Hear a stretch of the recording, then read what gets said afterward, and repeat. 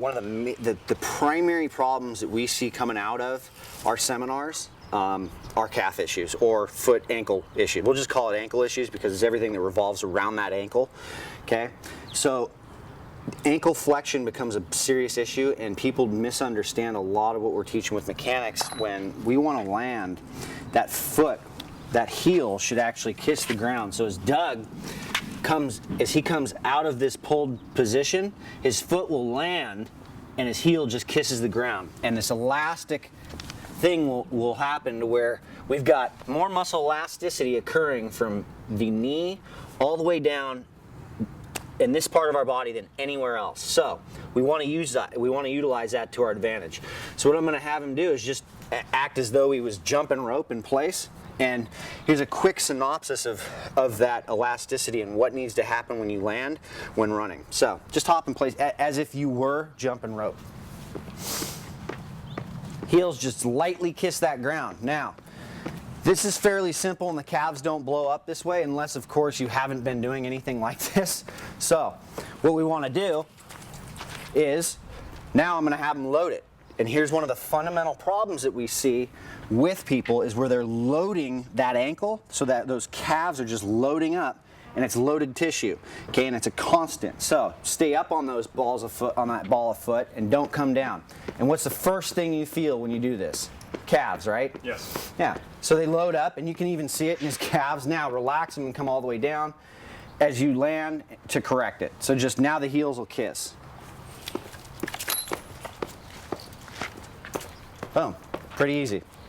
So now just throw the jump rope into play. Now, first things we want to address is posture or midline stabilization. Okay, so he's going to tighten up like a hollow position, like we would in normal hollow position. So he'd come forward, tighten down, anchor here, boom, he's tight. I can check him. If I were to run up and check him and he wasn't tight, he'd drop. So now he's just gonna be engaged, maybe about 50%, and he's just gonna start jumping rope, nice and easy. Pretty simple. And the progression for that with our running drills would be for him to start alternating feet. So now he starts to pull the foot up. Pull the foot up with the hamstring. Use the hamstring, your hip flexor right now. So, and we can see some issues here where he's using the hip flexors as opposed to the hamstring. So to correct that one, watch this. Pull the foot up into position where we want, and you'll see a real big difference in where he's pulling now as to where he was on the video. And we want that ankle right at that knee. So if I have him resist my hand, no, hold on, bring it up. He's gonna resist my hand, not let me push his foot down.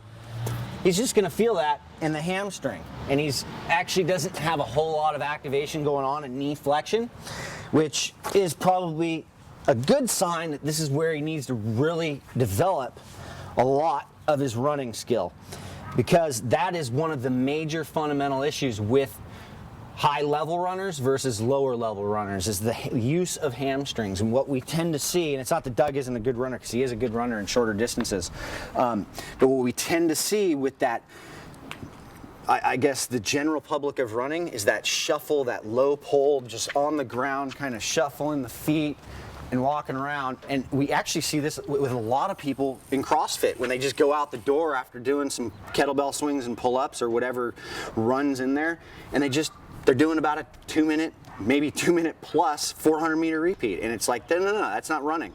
So it's that use of hamstring and getting that foot up and ingraining that with him that we want him to understand this is where we're pulling. So resist the pull without engaging the ankle, and we land, and then I have him switch. Relax the foot. There you go.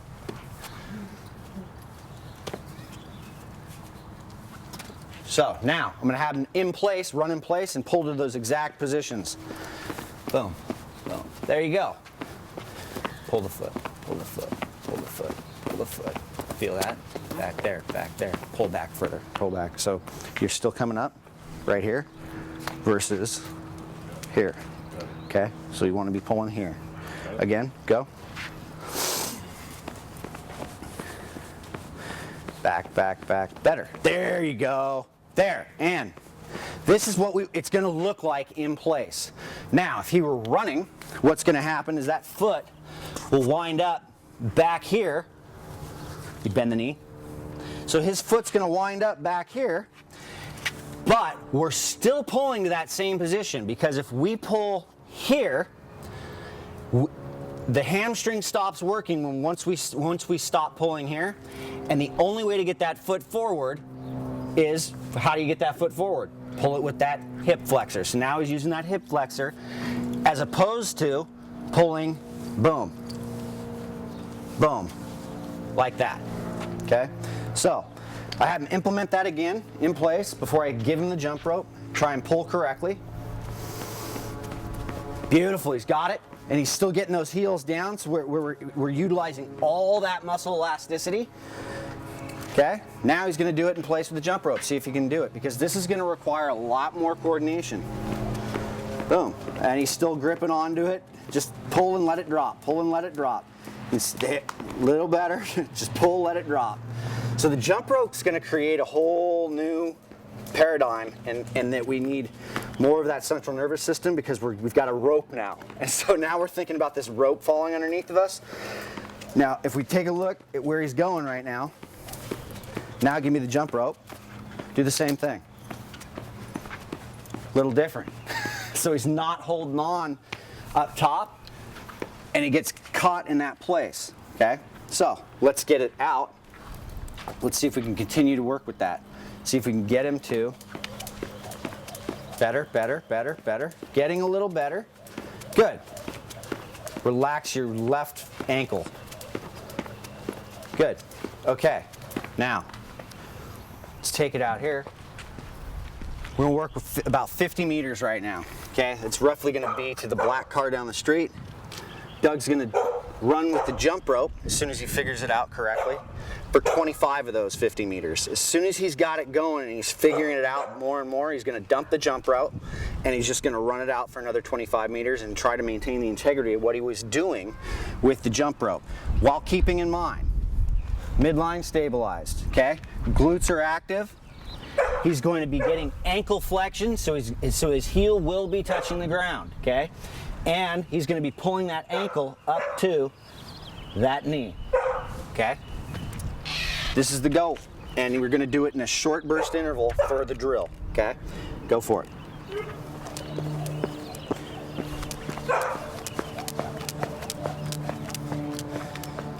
You lean a little more, you go a little faster. Get those heels down. So you can see his right heel isn't coming down. Okay, right heel isn't coming down. So we're going to get that in place for me.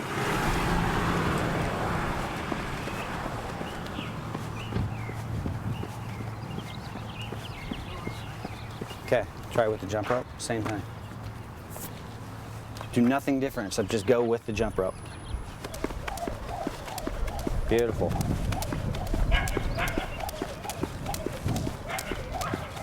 Good, okay. Stand taller, stay tighter with your glutes. Google Maps, dude, check it out. What? They're shooting you right now. We are now on Google Maps. We are live, dude. You can see what we were doing today, right now on Google Maps. All right, in place first. Tighten up your ass. Get your butt tight. Get tall, get tall, get tall. Anchor down. Put a lean on it. Lean, lean, lean, lean, lean, lean, lean, lean. Don't break, lean. A little faster, a little more lean, a little more lean. There! Don't break at the waist. There you go, dump it.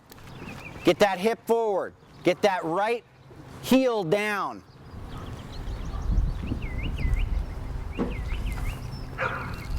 All right, so he's gonna do that. We'd have him typically do that for 5 or 6 rounds, maybe even 10.